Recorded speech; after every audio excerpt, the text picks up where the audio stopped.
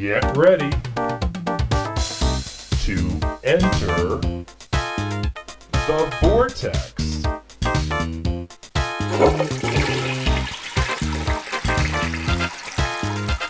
The Anal Retentive Housewife, starring Van.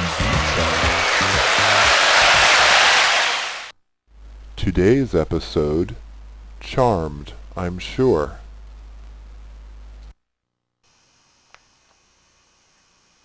And welcome to another episode of The Anal Retentive Housewife.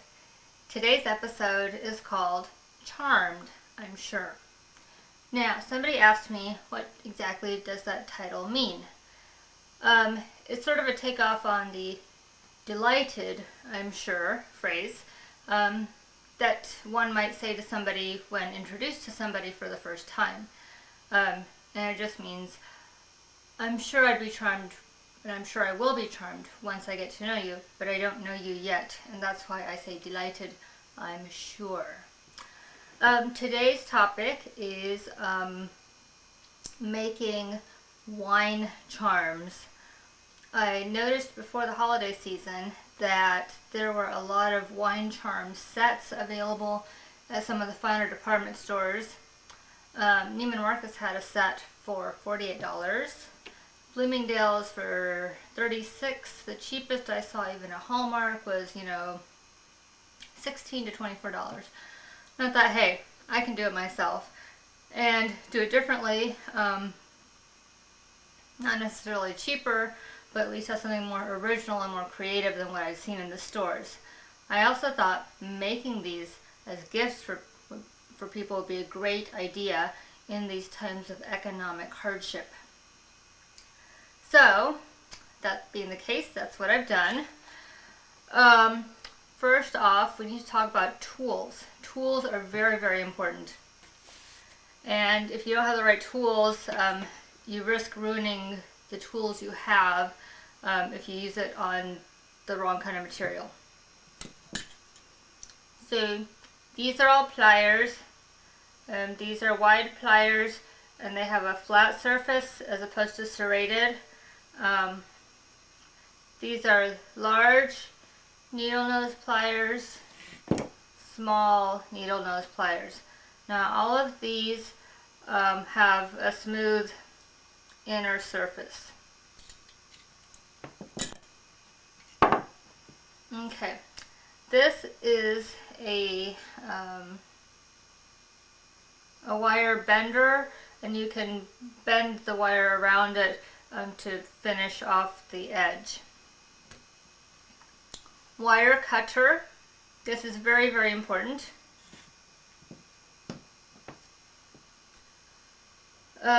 This is another wire bender, but it can bend it in many, many different angles.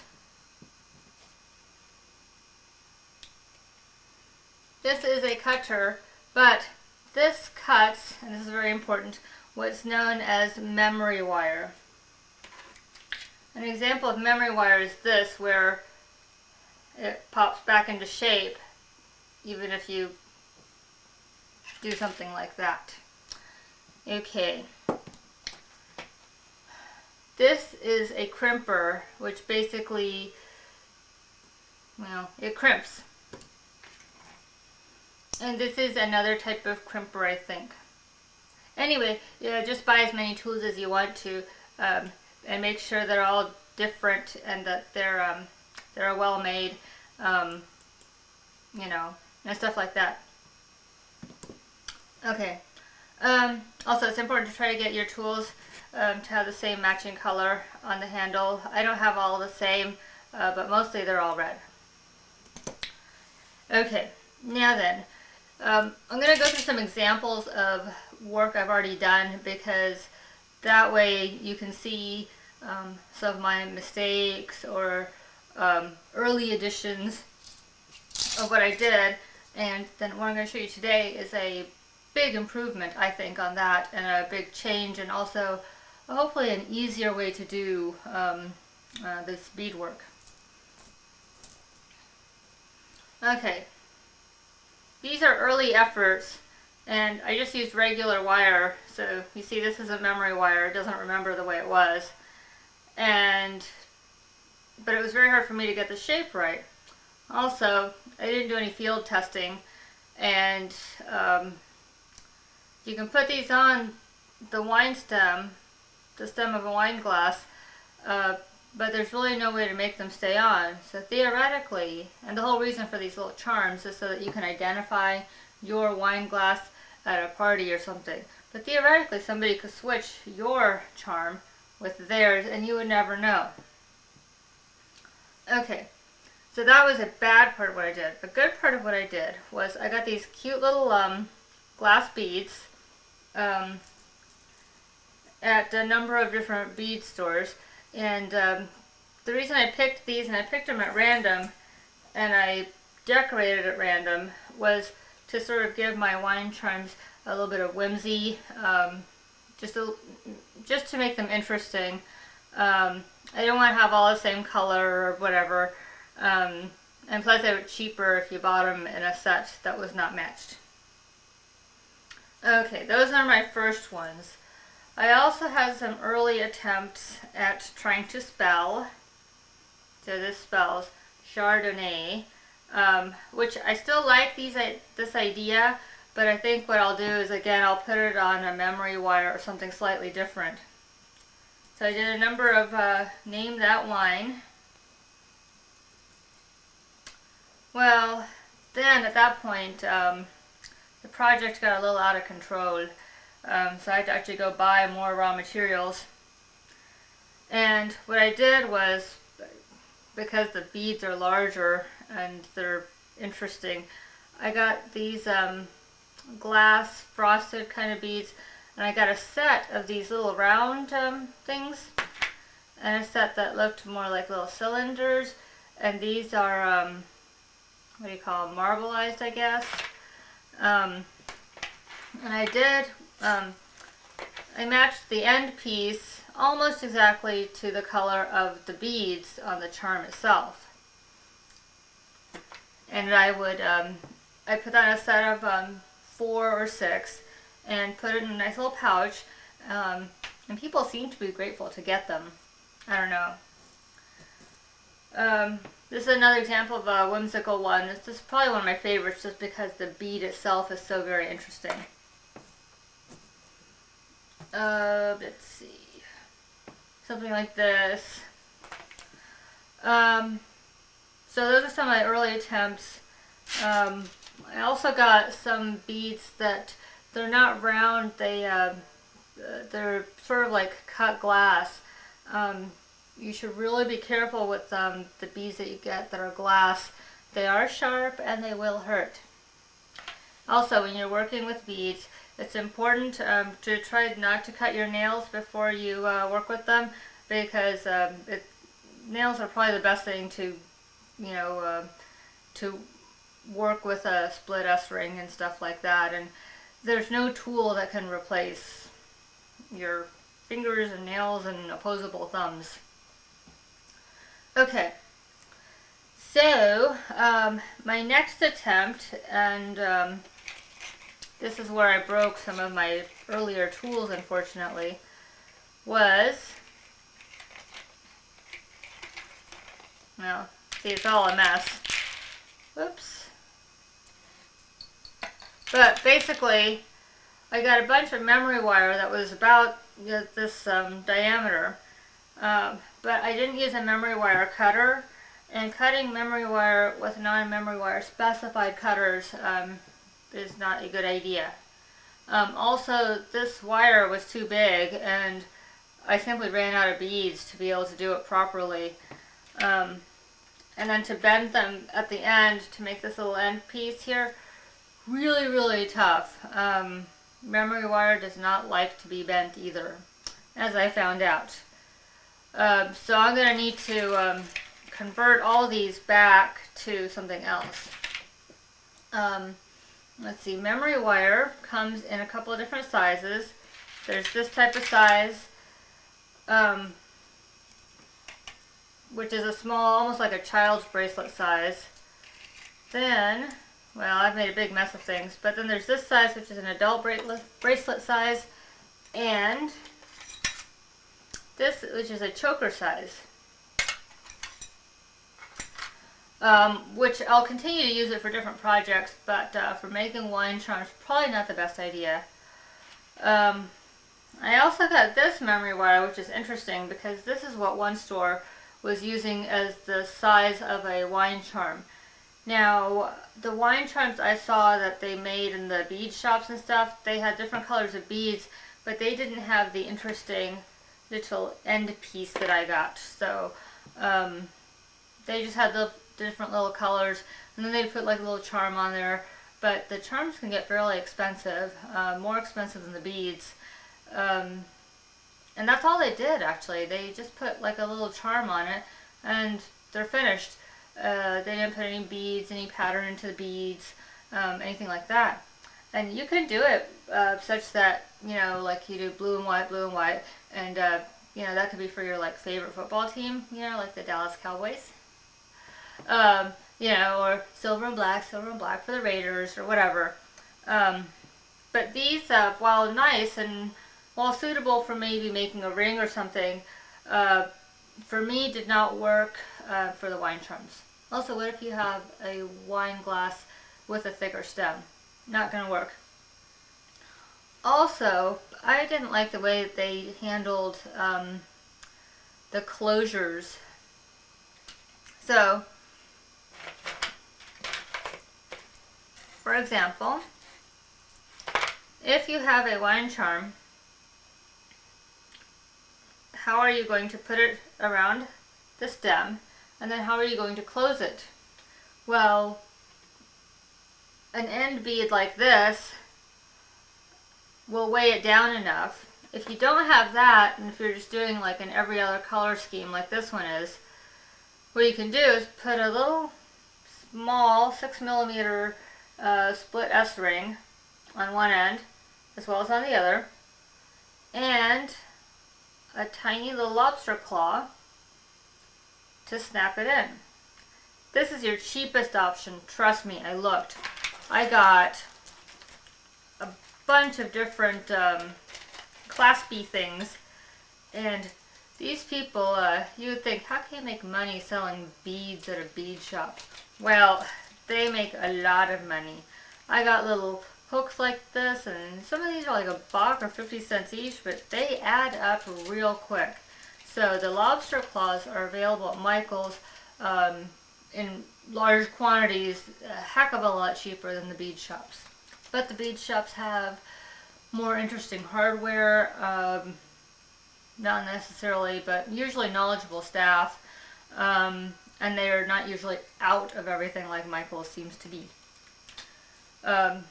But there's different options, and so if you're, you know, maybe if you're making gifts, you can scrimp and just use the lobster claws and use the nice hardware for what you make for yourself. Okay. Also, when I went to the bead shops, I have been making some of my own jewelry for quite some time, and I never realized all the advances that had been made in bead making and organizing your beads and everything like that. I sort of had done it by myself, independently of the other bead makers of the world, or jewelry makers of the world. So, one of the things I got was this, which is a little tray, and you can organize your beads by color, which is great because some of these beads, they're very similar in color to each other, and for me to separate it out, I had to have good light, but then I also had to be able to really make that comparison, and then I count the beads so that each of my creations has an even number of beads to each other one. So, and then in the center you can put your hardware, you know, the wire itself, anything else that you need. In fact, maybe even a second one might be useful for me for, you know, large beads versus small beads or something. Okay, so memory wire is good, but it is fairly expensive, and then you still have to cut it into little pieces. What I've found to be the best, my new improvement on my wheel, is this, which is a pre-configured earring hoop. Now, to wear an earring hoop, an earring this big, frankly, to me is garish. And it's for people who, wear big clothing with big old shoulder pads, and, the people who wear like art as clothing type of people, long flowing, extra long shirts, Anyway, so these are too big to be earrings, but they're perfect for wine charms because they have enough space on them, if I've chosen to do so, to put a glass bead at the end. Also, I can add my hardware here, a lobster claw, which would be really, really simple to do, and it's not, it doesn't take away from the actual structure of the wine charm. And then once you do that, you can simply take a bunch, and put them on a little dowel rod. Here's one for Dolphins fans. And I have 1, 2, 3, 4, 5, 6, 7, 8. Each one is slightly different from the other. How did I pick the color combinations? I didn't. I just kind of did it the way I, I like the light pastel colors together. So I tried to make most of them either very similar in color or very, very different. Yellow and red I thought was just different. Let's see.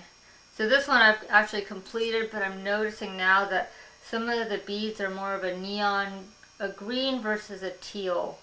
So if you're colorblind, probably this kind of activity is not for you.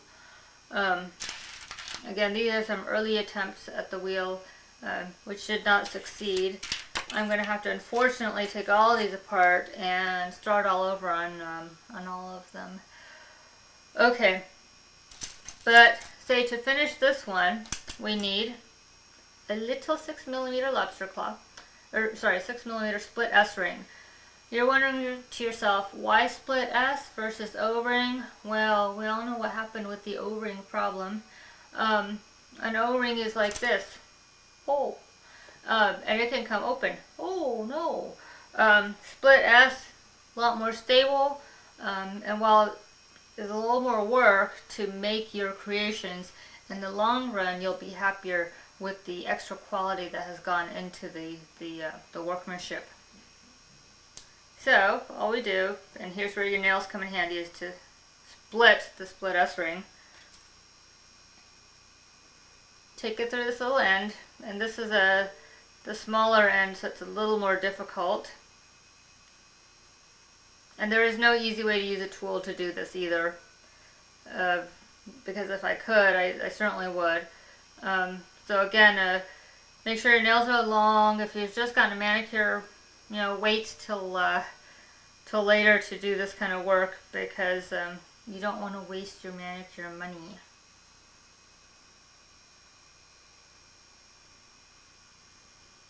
Okay, now we need to put one on the other end. And the way I store my bead and jewelry making hardware and supplies, I don't usually put it in little boxes like the trays, mostly because the trays take up too much space and they're not very reconfigurable. So I like to have little plastic baggies, which are a lot cheaper, and you can get those at Michael's or at different bead stores. Michael's only has this one size.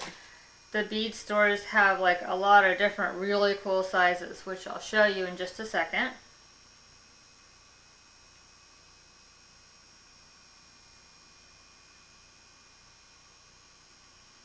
And sometimes you can hurt yourself if the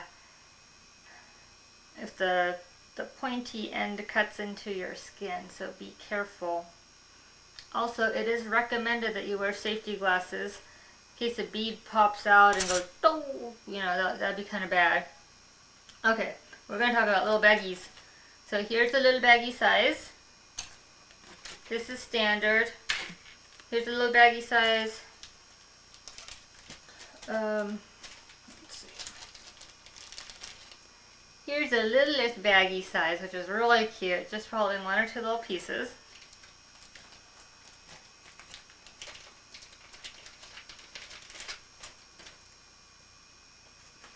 And then, let's see, this size. And so what I usually do is I try to nest the rectangular ones in one another, and then the round ones in, or sorry, not round, the square ones in one another.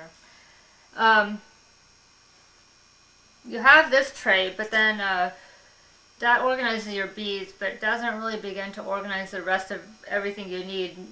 You can't probably even notice, but I've already made quite the little mess around myself. And you kind of need to have it contained and easily removed and picked up and put somewhere else, because I find that I tend to work in phases, and sometimes I'm really into the bead thing and into making my wine charms and getting them out the door and, you know, moving production quickly. And then sometimes I'm just like, oh God, I've got so many beads. I just feel like throwing them all out.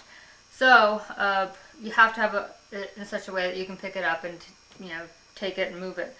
So I have this little cardboard box, which is the lid off of something I got somewhere. That works pretty well to hold most of what you need. I also put most of my supplies in a little box like this. It's clear and it came in a set of 7 or something. And I have these little bags that are nested according to hardware type. So these are lobster claws in different colors. These are 8mm split S-rings in different colors. What do you call these? Claspy things. Earring hoops. And then here I have crimping material, thread. Oh, these are really handy. Oftentimes you'll find yourself actually trying to push a needle or the wire through a bead, and if the bead is not, if whoever drilled the hole in the bead didn't do a very good job, you're going to need to like make the hole bigger, but then also you're going to push the wire through it, and this does that without you stubbing your finger. So it's kind of handy. This is the same thing except it's a different model. You can actually get these cool things on like Joann.com if you don't want to fight the crowds at the actual fabric store, because it's a nightmare on the weekends. Oh, and these containers I got from my art kit. So I like to keep these little kind of containers around because, first of all, they're very expensive to buy, and they're good for so many different things. You know, spices, whatever. I got these buying some glass beads a long, long time ago, and now they hold crimping materials. I got this really useful thing. It's just a leather pad, but it's good to lay out things and, you know, again, push needles through beads. Okay, what else can we show you? Speaking of the bead not having the hole drilled through properly, they have, and I just found this out, these cool tools that will help you do that. So you take your bead, take this thing, and you can just, you know, do that. Or, and this is really cool, it's like this whole little set. See, we women have our tools too. It's just, we don't talk about them all the time, and they may not be as big as some of the other tools. But let me tell you, this puppy gets the job done. So, anyway, and it comes in different sizes, so you can fine-tune the size of the hole a little better. They're like little probes. Okay. And this isn't a bad investment, you know. to get, because you never know when you're going to be in the, be doing beadwork, and it might be good for other uses too. I haven't found any yet, but I'm sure I will. And I'm sure once somebody else in this house finds out that I have this cool tool, somebody will come and knocking on my craft door asking for it. I got this little trash can. It's like one of those little, things you can put like trash stuff on your desk or, at the office. And I'm using this actually to store my reject beadwork, because these early attempts at the wheel, not very good, I'm afraid.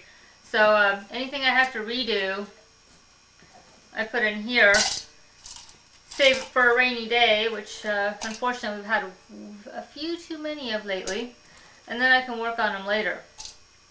Also, it keeps my work area nice and neat, and that way I can finish my current project system, which is the earring hoop system. What else? You can buy beads for cheap, like these end pieces.